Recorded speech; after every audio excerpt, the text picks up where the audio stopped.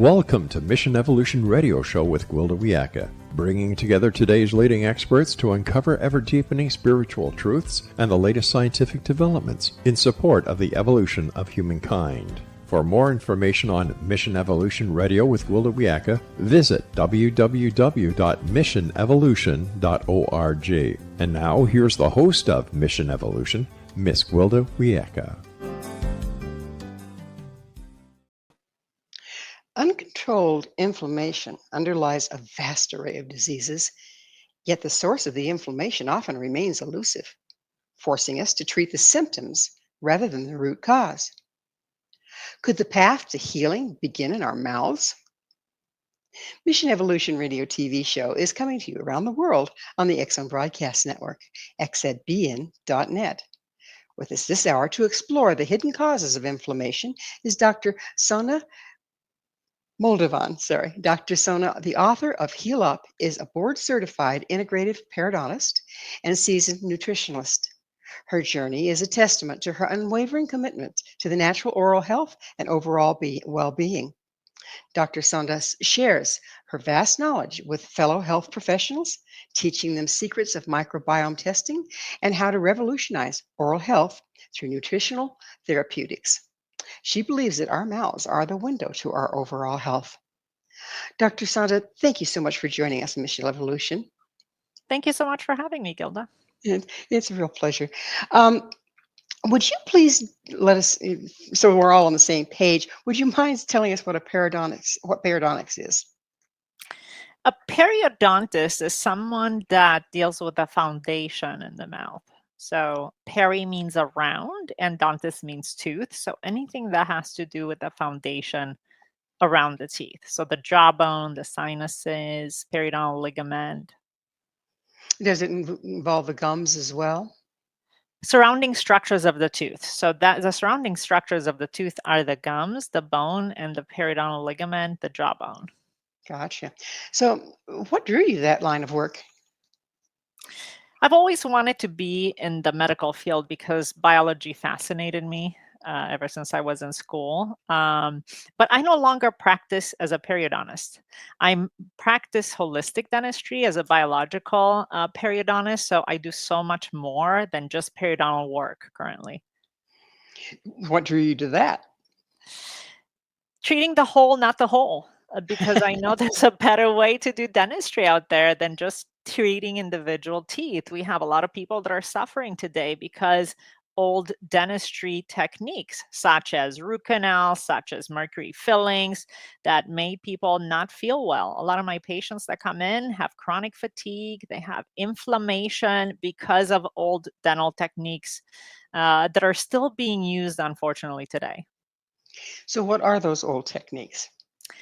Root canals, mercury fillings, extracting teeth without properly disinfecting the area and protecting it against bacteria going inside, causing something called cavitations. And those are? Cavitations are infections inside the jawbone that cause chronic fatigue and generalized inflammation.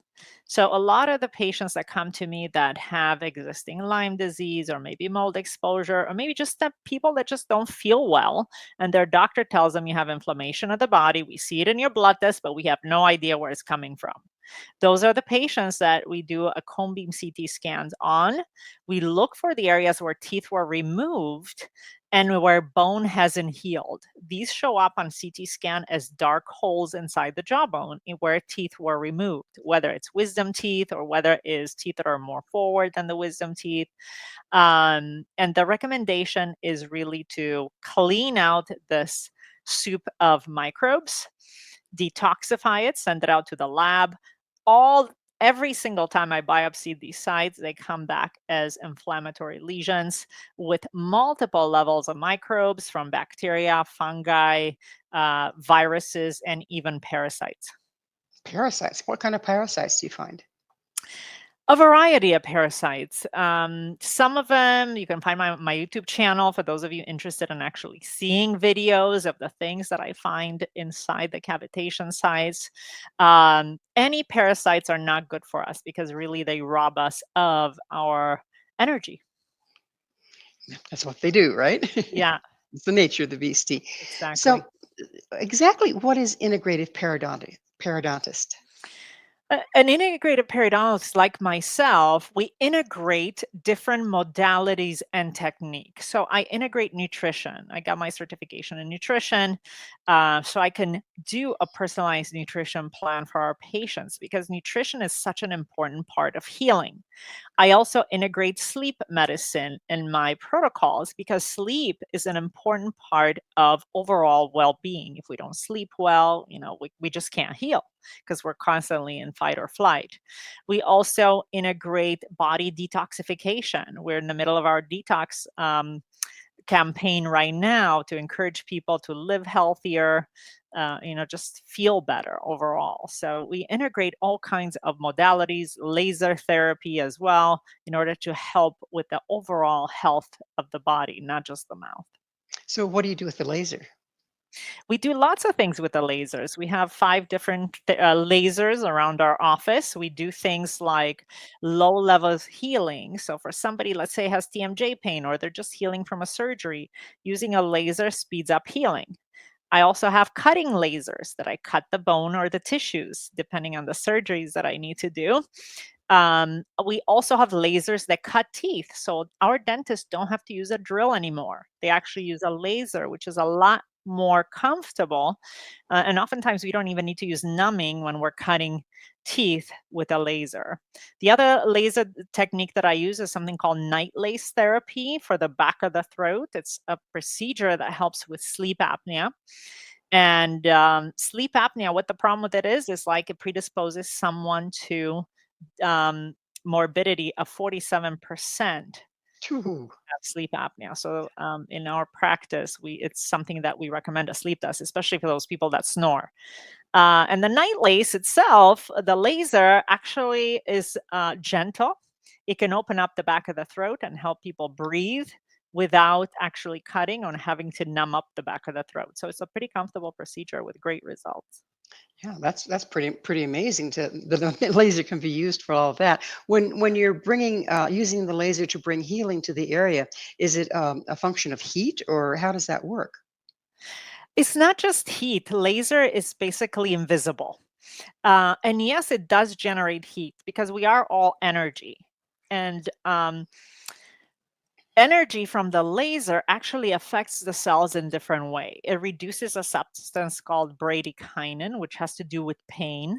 So by lowering the bradykinin in the cell, it lowers the amount of pain when someone's feeling pretty much instantly. And also with the healing, the redness and inflammation, the laser actually increases the ATP inside the cell, which allows it to function better and faster and speed up the healing. What are silent oral infections? It seems like an oxymoron. Your mouth is where you talk, but it's silent.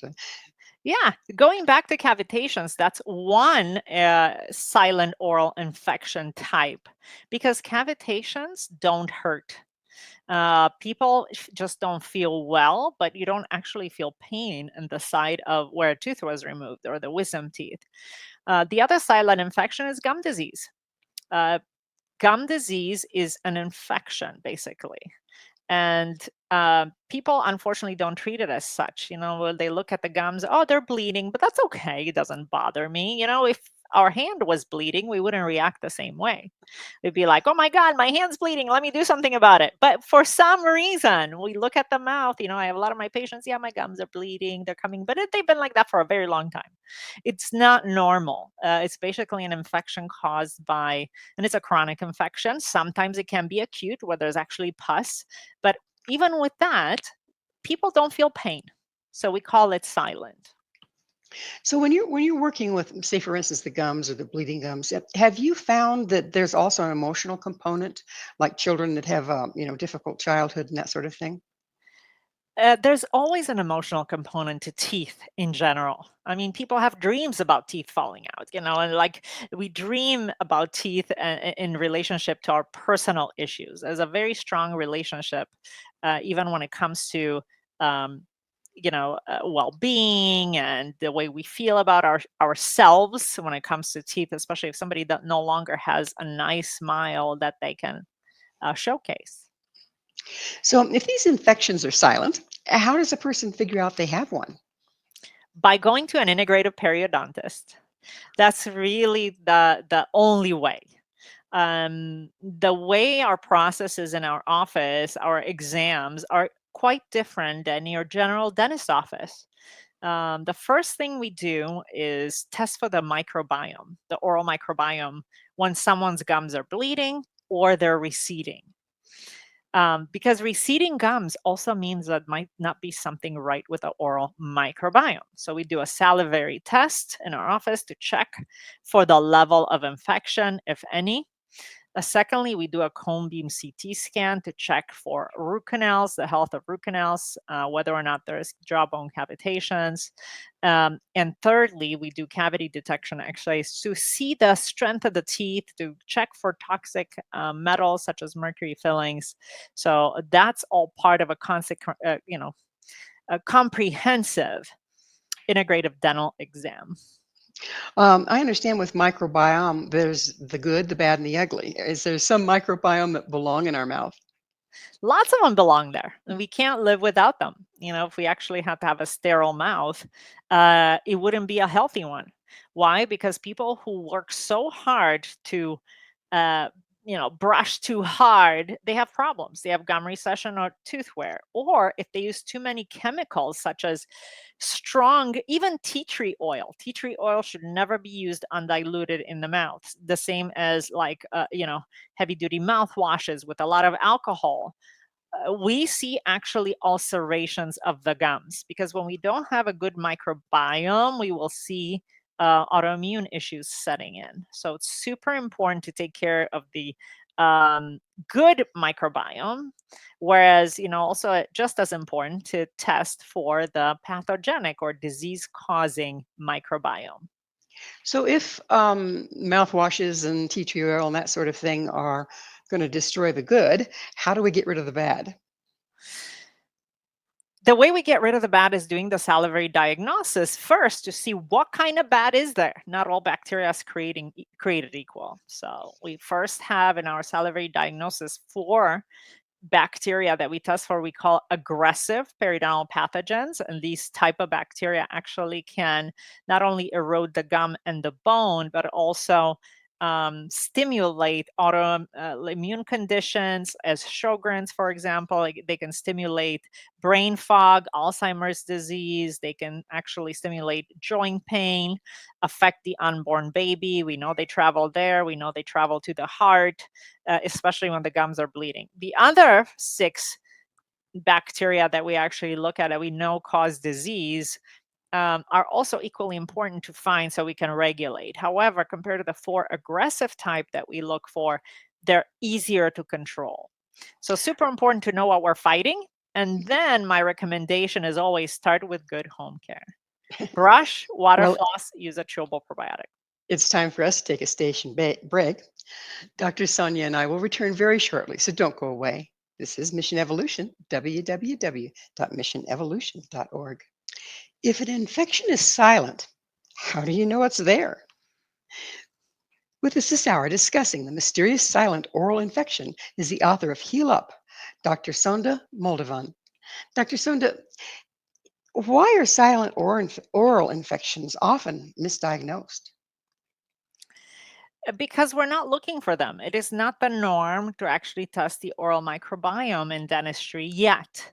There's more and more people realizing the importance of it because of all the studies coming from the medical field about the importance of the gut microbiome. But the mouth is the opening of the GI tract. So we cannot forget about it. As a matter of fact, I work with a lot of integrative physicians in my area that actually pick up gum disease in someone's stool test. Why? Because when the gums bleed or when we're chewing, bacteria from the mouth gets swallowed and it can live very well also inside our intestinal tract. So it is super important to test for things, especially for silent things. Another thing that's not common in dentistry is a cone beam CT scan. In my opinion, anybody that's had root canals or teeth removed should take a cone beam CT scan to really truly assess the health of the oral cavity.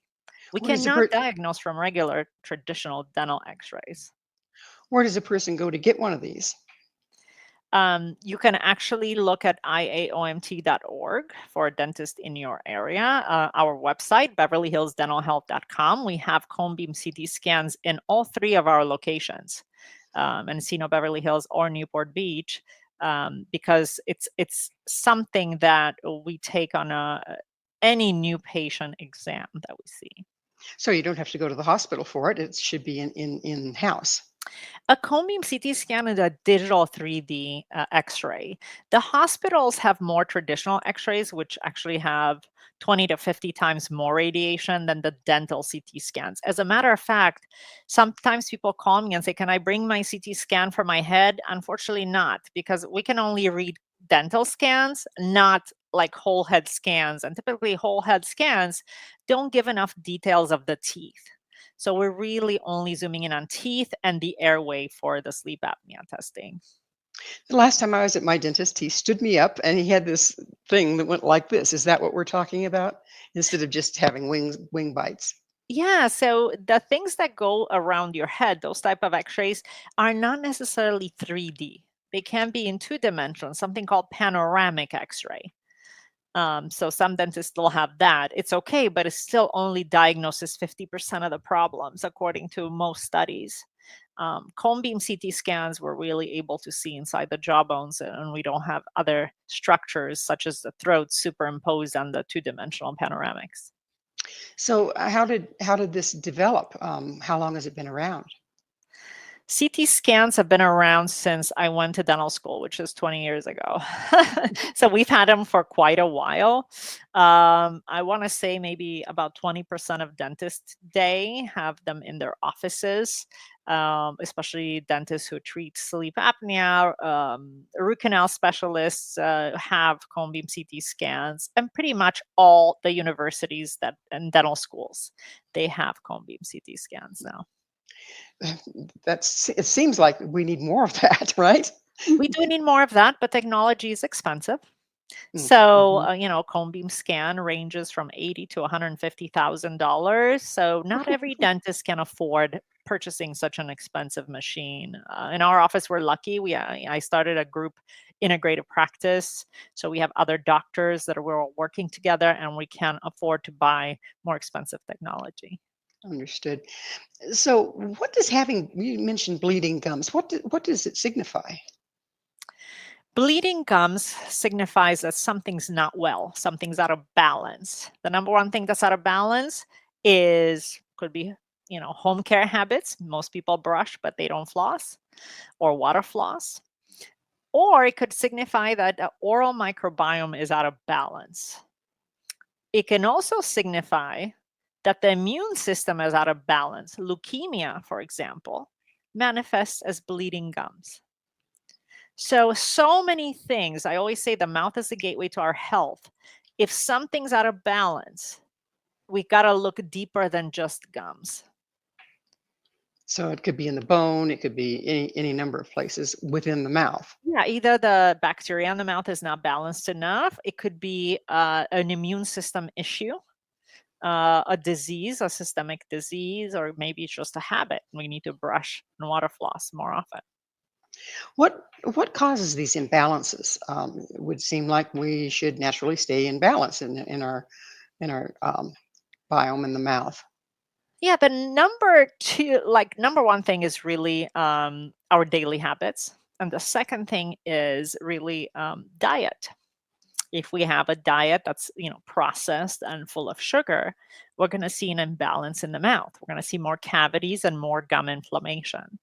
Sometimes what we notice, our patients, a lot of them work with integrative physicians, they change their diet and the gum disease reduces significantly, as well as the cavities reduce significantly. So So it's important. the sugar issue, we always think of, oh, you're chewing on a gum and there's sugar and you're packing it into your teeth. Mhm. But is it also a systemic issue that then impacts the teeth with the sugar? Yeah, the systemic issue is inflammation with sugar. As we eat more sugar, we get more inflammation, and it increases our risks of, getting diabetes, obviously, if it persists for a period of years. So we cannot treat, unfortunately, just oral diseases without addressing, okay, what are you eating? How are you sleeping? Because the mouth is connected to the body. We can't just, deal with cavities without talking about the diet, because the cavities will come back.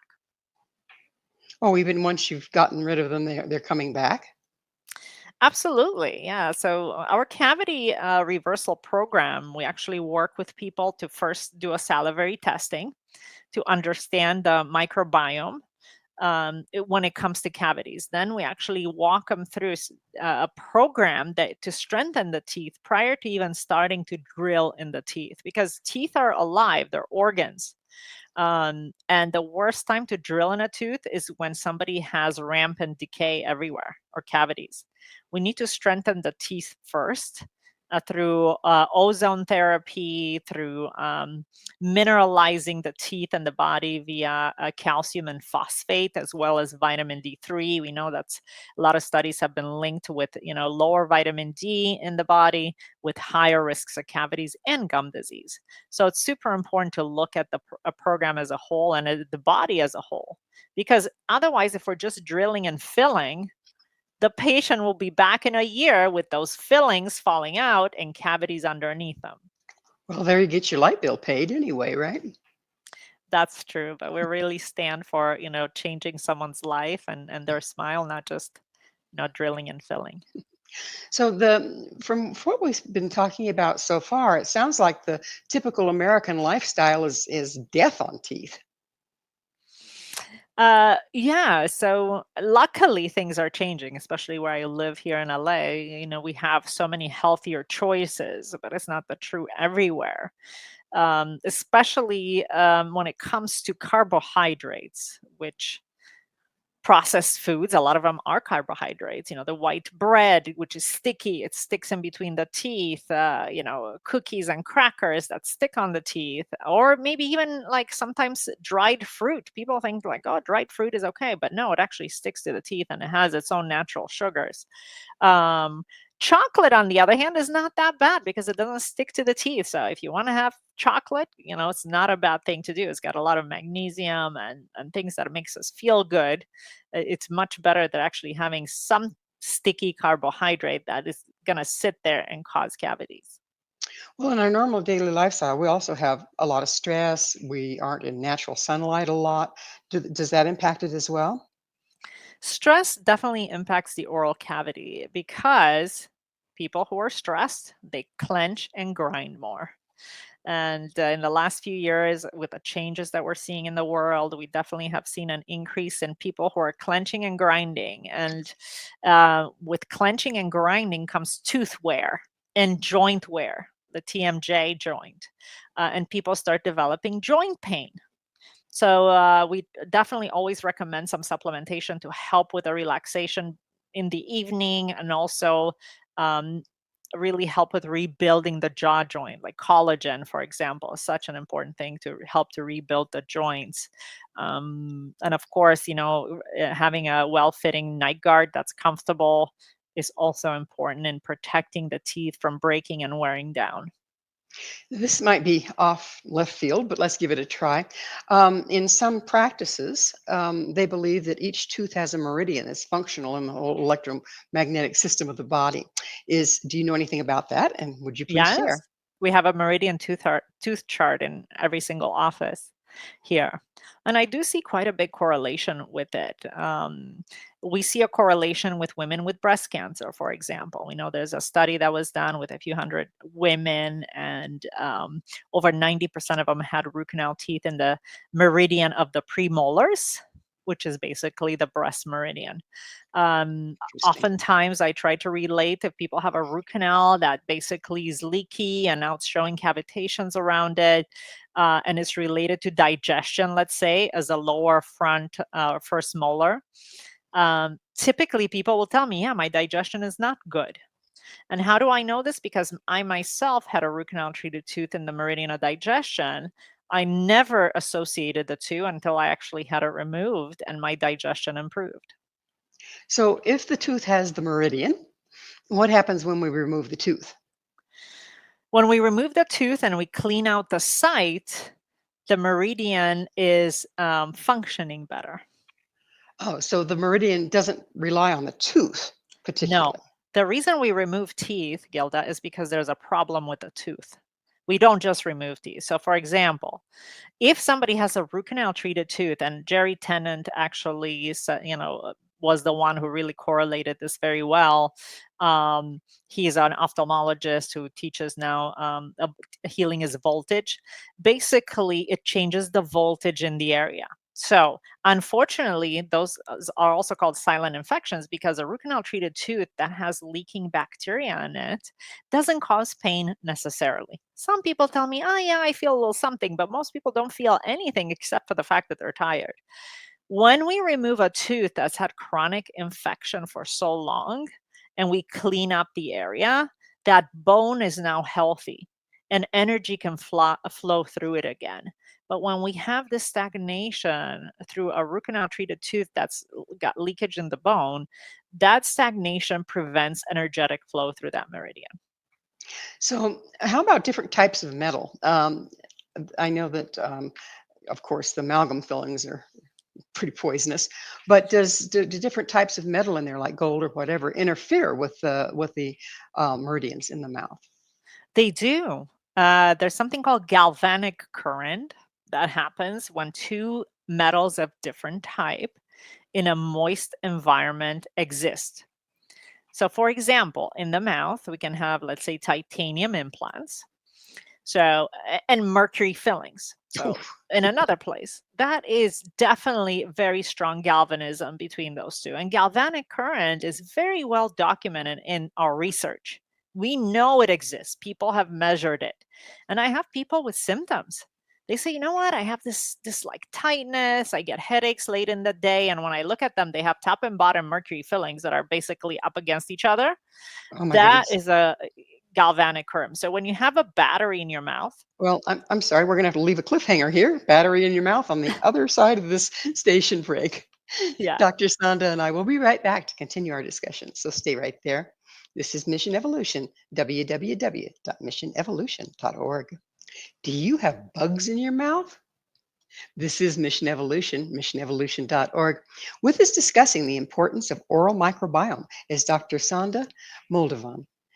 Her website, drsandamoldovan.com. Let's go back to the good old bugs in the mouth. What impact does oral microbiome have on your whole system? The oral microbiome has a big impact on the whole system, and I think it's been underestimated for many years. We know that there are studies, and the first real studies that came out was actually in the 80s with Dr. Offenbacher, who showed a strong correlation with low birth weight babies. So, highly recommend women that are planning on getting pregnant, make sure you see your dentist to check to make sure that you don't have any gum disease. Then we had studies coming out showing the correlation between cardiovascular disease, meaning heart attacks and strokes, that are 2 to 3 times higher when someone has gum disease. And after that, we had a variety of studies linking periodontal disease, let's say, to prostate cancer, linking them to inflammation in the joint. We know one particular oral bacteria that causes gum disease can travel to the joints and cause arthritis. Also, there have been studies linking Alzheimer's disease with Porphyromonas gingivalis, which is one of the stealth bacteria that causes gum disease. So, super important to check oral health, especially when somebody is having other chronic issues. So, what common oral hygiene practices upset the microbiome? What upsets the microbiome is definitely not taking care of it. So, ignoring it. That's number one. So, how do we ignore the microbiome? By leaving the bacteria in between the teeth to have a party. Most people brush, but they don't floss. And I say, string floss, it is difficult to use. The technique itself is difficult. You have to wrap around the floss around each tooth like a C, go up and down. And some people just don't have the dexterity for that. So my recommendation is start using a water flosser. It makes a big difference. A water flosser oftentimes can actually shoot water all the way in between the teeth to clean that bacteria. If bacteria stays in a place for 3 months, it actually can change morphology. It can become flesh eating, meaning is you're going to start to see bleeding. That's why, you go to the dentist, say, oh, you're not flossing, gums are inflamed, and the cleanings tend to be very painful at that point. So super important to not ignore your microbiome. So my recommendation would be to brush, use a water flosser, and then pop in a chewable probiotic. That's going to help to nourish the microbiome. So we don't want to ignore it, and we want to nourish it. We also don't want to throw at it a bunch of chemicals that are antiseptic, such as, for example, I'm not a big fan of alcoholic mouthwashes that have a very low pH, because that's going to kill the good microbiome, but the microbiome that actually causes disease will still persist, and they typically tend to be more aggressive and they grow back faster. So, what is the oral microbiome reset technique? The oral microbiome reset technique is a technique that we do here at Beverly Hills Dental Health and Wellness. And it's a technique that's non-surgical. I'm a true believer that we can reset the oral microbiome to a healthy place without the use of chemicals, without the use of surgery. As a matter of fact, I think the worst time to do surgery as a periodontist or gum surgery, which I'm sure some people listening have had, is when the gums are bleeding. So in our practice, we do a salivary diagnosis test, then we wipe off the entire biofilm, but not just from around the teeth, from the gums, from the tongue, from underneath the tongue, from the cheeks, and the back of the throat by using airflow therapy, which basically it's almost like a gentle pressure washing technique that we use to clean the microbiome from the entire mouth, not just from around the teeth. So, you're cleaning everything out. Then, do you reintroduce who needs to be there? You got it. That's exactly right. We actually, through the three-step technique, brush, water floss, and a chewable probiotic, we're introducing friendly bacteria to help to reset the population with a normal balance. Because oftentimes, if we're just getting the deep cleaning around the teeth, what ends up growing back first is the bad bugs. So that's why typically the technique on itself doesn't work, and people need to have deep cleanings every 2 years. They're miserable once in a while, much less every 2 years. Yeah. So, Exactly. you mentioned the chewable probiotics. Where can people get those? Um, Chewable probiotics, we have them at orasana.com. Full disclosure, it's a company that actually I started because of the need of having chewable probiotics that are good tasting. I used to use this other company and they were so chalky that my patients just didn't want to take. So I said, okay, we need good tasting probiotics. And these are vegan certified. So for people, they're grown on a non-lactose medium for people that have sensitivity to milk products. Yeah, that's always an issue, isn't it? And a lot of us do Yes, have that absolutely. sensitivity. So let's go back a little bit to implants. I mean, that's the latest greatest, right? It just makes me cringe to think about it. But Mhm. what kind of options do we have? We have root canals. If you pull a tooth, then you want to replace the tooth. But if the metal they use in the implants is damaging to us, what other options do we have? Great question. A lot of people still don't know that besides the titanium implants that we also have ceramic implants. So ceramic implants are non-metal implants, and they've been around for over 35 years. Of course, a lot of the research always starts in Europe when it comes to dental implants, but now we have FDA-approved companies that are doing implants in the United States, and we had, thanks to Europeans, a lot of studies that are 15 years long to show the longevity of ceramic dental implants. So nowadays, most of my patients want ceramic dental implants because of the metals and the ion release that we see with the titanium implants, and especially people that have autoimmune issues. And I lecture quite a bit in the dental community and about the danger of titanium implants and autoimmunity. We have some studies to show that a metal such as titanium, nickel, mercury can actually exacerbate the symptoms of autoimmune disease. On another topic, but totally related, Yeah. when a client comes to you, patient comes to you, and they have, gosh forbid, all sorts of old amalgam in their mouth. Now, of course, we want to get rid of it, but is there a certain way that you have to go about getting rid of it to minimize the damage to the person? Um, yeah, I mean, we want to make sure that we minimize them inhaling mercury. Super important. So we use a technique developed by IAOMT, which is the International Association of Oral Medicine and Toxicology.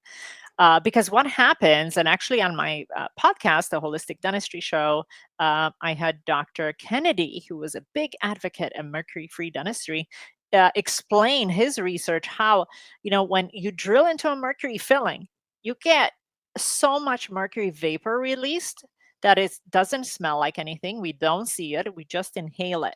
And it's about 2,000 times the level of the EPA allows in the atmosphere.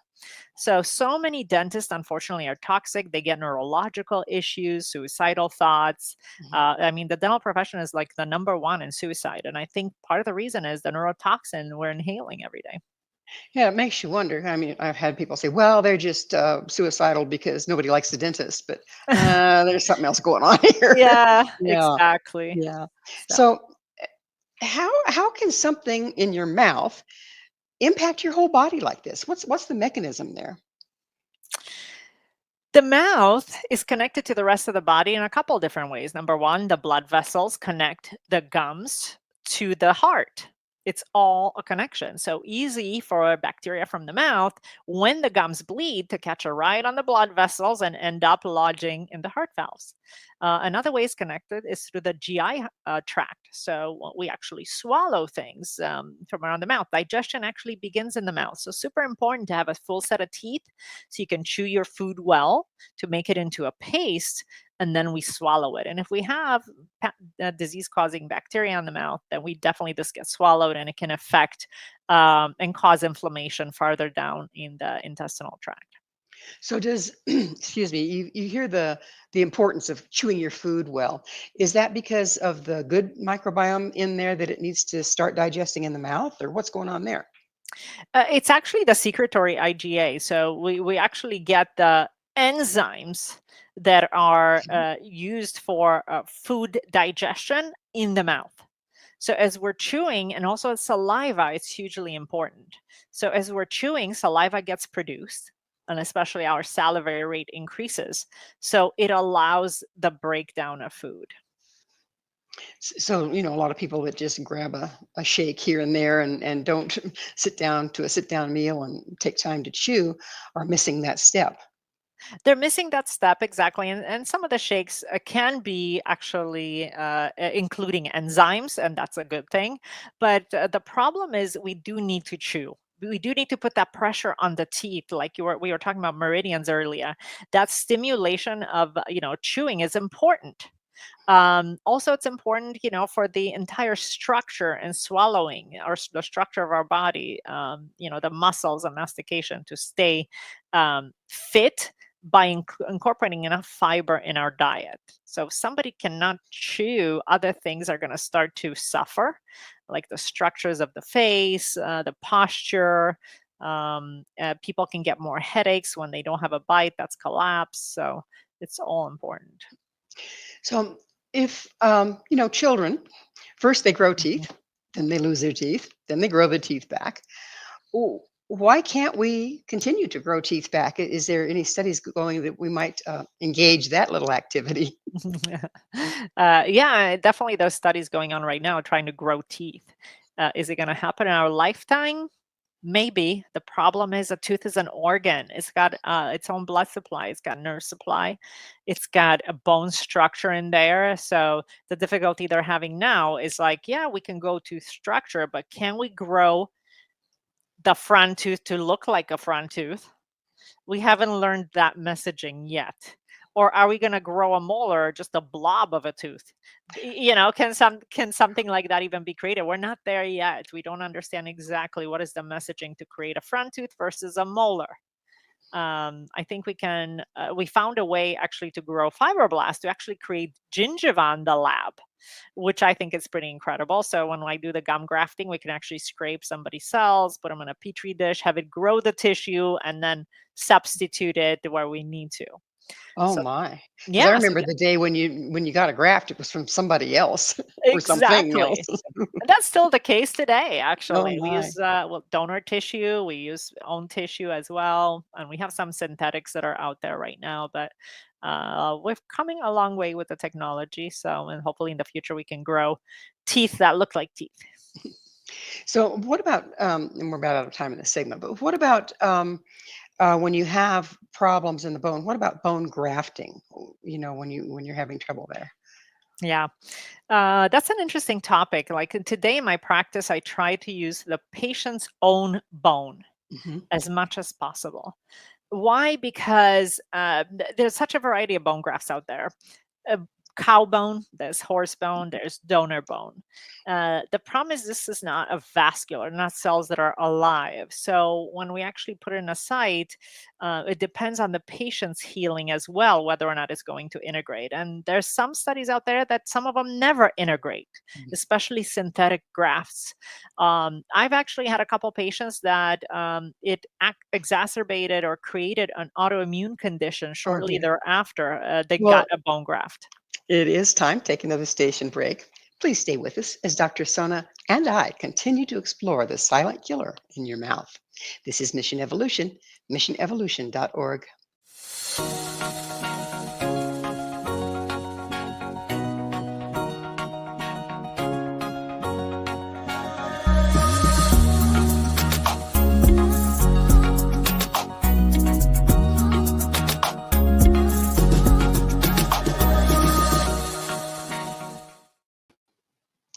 Is the jawbone connected to the hip bone?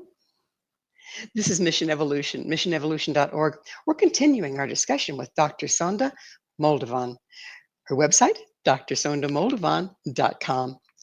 Dr. Sonda, tell us about bone infections in the jaw. We touched on it a little bit, but it seems like it's kind of a big deal. Um, yeah, the mouth is the number one place where we introduce bacteria inside the bone, like no through extractions. So, for example, people go get their teeth taken out, and then the area, maybe during the healing, while they're eating, bacteria from the mouth enters the body. If we have surgery anywhere else in the body, they usually make sure that bone is covered and it's stitched fully closed. It is not so in the mouth. Oftentimes, like especially since years ago, dentists would take out a tooth and then they would give you a gauze and tell you to bite on it. However, that bone is exposed. Sometimes it fills in with a blood clot where the tooth was removed, but a lot of times it doesn't. And if those of you that have ever had a dried socket, you know how painful that is. What does that mean? The bone is exposed now and it died. So during that process, when the bone or the dry socket has formed, bacteria has lodged into the jawbone. And unfortunately, the gums just close over the top, closing the bacteria inside. And then it starts to create a home there. And people start to not feel well. Some people actually feel a sensation in the area where this has happened, but some people just say, you know what, I've never felt well. Ever since I had my wisdom teeth removed, I felt really like lethargic. I don't want to go out anymore so much because I don't have the energy. So that's when we look at the jawbone infection potential. And the only way to really diagnose is via cone beam scan. Oh, again, the CAM, this Yeah, the yeah, one that wraps around the head. gotcha. So, if you get infection in the bone in your jaw, hmm how does that affect your whole system and that you just don't feel well? All the things depression. I mean, it seems like they don't seem connected. How does that all link up? Yeah, great question. When we have chronic infection or like bacteria inside our body, our immune system sometimes sees it, sometimes it doesn't. And this bacteria basically multiplies, or it could be bacteria, parasites, fungus, whatever. It's a soup usually. This escapes from the site of the area of necrotic bone, and it just goes throughout our body. It circulates. Sometimes it lodges in other places, sometimes it doesn't. And the immune system sees the bacteria that's actually circulating in the blood, but it doesn't necessarily see the focal point of it, where we have necrotic bone in the jaw. So that's why, even though, they might go to the doctor and say, oh yeah, looks like you have an infection somewhere, let me give you an antibiotic. It'll take care of it temporarily. But until we actually treat the jawbone infection, patients actually will continue to have recurrent problems. So when the immune system is on alert from having circulating bacteria in the bloodstream from a cavitation, it kind of puts a burden on it. It cannot focus on other things. And then people can have like a hyperimmune system that also causes other problems. It can actually cause also leaky gut and have inflammatory like rashes and brain fog, things of that nature. So, how does, all this stress on the immune system, does that then relate back to your autoimmune diseases? Yeah, absolutely. So we have quite a few patients in our practice that I've treated that had a flare up in their autoimmune disease. Their doctors send them to me to evaluate their oral health, and once we got the oral health under control, they were able to stabilize the autoimmune condition. Is there evidence that the autoimmune condition can start in the mouth versus be made worse by what's going on in the mouth? I have not seen any studies to actually pinpoint, yes, your autoimmune disease started in the mouth. We haven't seen that. However, we know of studies of correlation, meaning if you have titanium implants, if you have mercury fillings, we see an exacerbation of your autoimmune condition. And does the same thing go like arthritis? And same thing with arthritis. And arthritis is mostly connected to gum disease. We know that certain bacteria can actually lodge, in the joints of those patients, creating painful joints. So I've had someone say to me, every time I eat sugar, my arthritis just goes nuts. So it's not the sugar to the arthritis, it's the sugar to the immune system to the arthritis. Or the sugar to the bacteria and to the arthritis, because bugs love sugar just as much as we do. So when they're happy on sugar, they're going to multiply more. And we have so much hidden sugar in our diets, don't we? It's so true. I mean, there's hidden sugar even in the things that we don't think are sugary. For example, breads, or even sometimes, like sauces, for example, barbecue sauce, which is, such a staple in the American diet. But yes, definitely too much sugar overall. So are we really looking at, when you're talking about the dietary approach to dealing with all of this, are we looking at really just having to become a health food nut and prepare all our own foods? Or, how serious is this? I think it's really learning to read the label. There's Uh, that. I still buy a lot of foods, but a lot of them are going to say now, and you will see on the front of the thing, 0 sugar added, or, so we have to really read the label and look on the back and see how much sugar is it in this product per serving. I think this is one important thing that like all of us have to start to look at, because the next thing you know, if you're not paying attention, you easily ingested over 100 grams of sugar in a day. What about sugar addiction? That seems to be kind of a big thing in our society today. It is a big problem, sugar addiction, and people sometimes are addicted even to natural sugars, like Mhm. fruit juices, for example. I actually talk to patients that think drinking fruit juice is good for you. And in fact, when you look, even like a fruit juice, it can have more sugar than a can of Coca-Cola. Oof. So we have to be very careful. It doesn't mean that if it's natural sugar, it's not bad for you. So it's definitely something to eliminate as well. If you want to have fruits, have the whole fruit. Why? Because there's fiber in the fruit. Like choose an orange versus orange juice. The fiber in the orange will help to regulate how fast that sugar goes inside the bloodstream. So, Dr. Sanda, it's that time in the show when I get to ask you, what's your mission? My mission is to educate as many people as possible the importance of oral health to overall health, to not ignore oral health.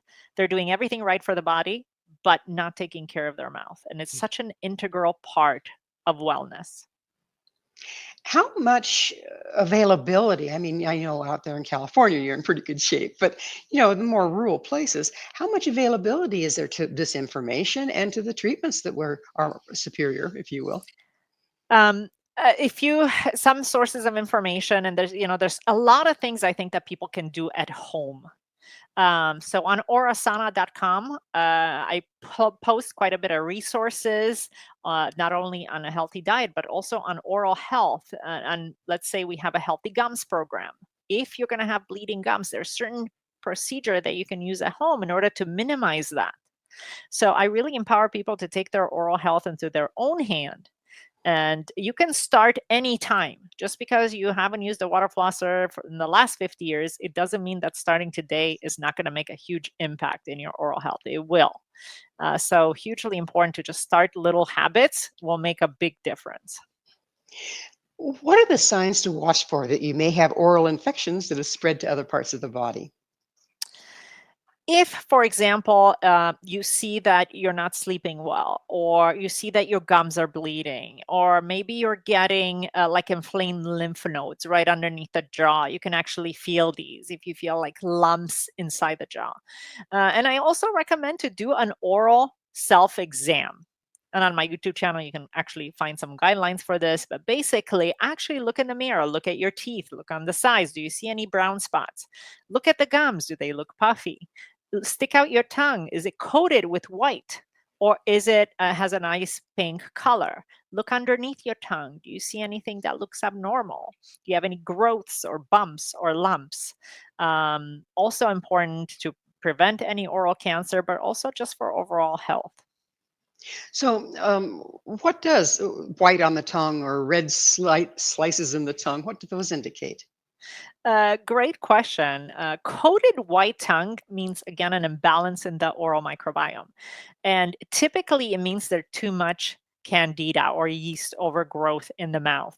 And when people eat a lot of sugar, they will get more candida. And how will you know? Basically, if somebody feels bloated and they stick out their tongue and the tongue is white, most likely they have candida all throughout their GI tract. Um, and brushing of the tongue or scraping the tongue is a good habit to get into. And basically, this can be done even with the back of a teaspoon. You don't necessarily have to go and buy a tongue scraper. So, if you decide, whoops, we look like we got candida, how do you treat it? If you look like you have candida, number one is diet. Do you eat a lot of sugar? Start to do some substitutions. Uh, what can you substitute sugar with? Monk fruit, erythritol, and xylitol, and also stevia, of course, for those of you that don't mind the stevia aftertaste. Um, Super important. And then also start scraping the tongue, and you can go to your dentist to evaluate the rest of the mouth. Also, if you're getting like these red things at the corners of the lip, that's also a sign that you're going to have a candida overgrowth in the mouth. Popping in a chewable probiotic is actually going to help to reduce the level of candida in the mouth as well. So, how can one prevent silent oral infections from starting out in the first place? In order to prevent silent oral infections, number one, to prevent the gum disease, brush, water floss, use a chewable probiotic twice a day, every day. And to prevent infections inside the jawbones is really to follow up with a biological dentist, with an integrative dentist, with your oral health. If you have root canals in the mouth, make sure you get a cone beam CT scan to see what the health of those root canals are, because a lot of the silent infections, not only in the mouth but in the body, can come from that. And really ask the right questions to your dentist. What does my root canal look like? Do I have any cavities? Really pay attention. Do that self oral exam that I mentioned in order to stay on top of your oral health. So, in closing, what's your best advice for our people? My best advice is to know that the mouth is a gateway to your health. So take care of it in the best possible way. Don't ignore it. If you see bleeding gums, take care of it as soon as possible. If you see a brown spot in your tooth, take care of it by going to your dentist as soon as possible, because the longer you let a problem go on, the harder it is to fix. Well, unfortunately, we are out of time. Dr. Sanda, thank you so much for coming on the show and sharing your wisdom. My pleasure. Our guest this hour has been Dr. Sanda Moldovan, the author of Heal Up, a double board certified integrative periodontist and seasoned nutritionalist. To find out more about Dr. Sonda, where you can find her books and all she has to offer, visit her website, drsondamoldovan.com. This has been Mission Evolution with Gwilda Wiyaka. For more information or to enjoy past archived episodes, visit www.missionevolution.org. But please be sure to join us right here next time as this mission continues, bringing information, resources, and support to our rapidly evolving world.